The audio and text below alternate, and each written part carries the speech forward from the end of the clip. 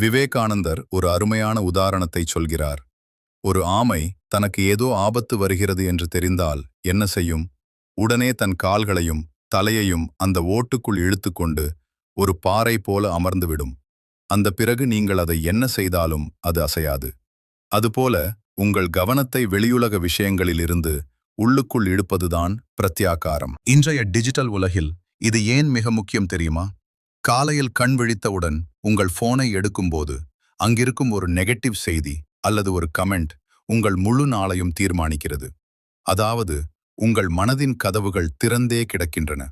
யார் வேண்டுமானாலும் உள்ளே வந்து குப்பையை போட்டுவிட்டு செல்லலாம் என்கிற நிலையில் நீங்கள் இருக்கிறீர்கள். விவேகானந்தர் கேட்கிறார், உன் அனுமதி இல்லாமல் உன் வீட்டிற்குள் ஒரு அந்நியனை நுழைய விடுவாயா? மாட்டாய். பிறகு ஏன் உன் அனுமதி இல்லாமல் அடுத்தவர் கருத்துக்களையும் தேவையற்ற செய்திகளையும் உன் மனதிற்குள் நுழைய விடுகிறாய்?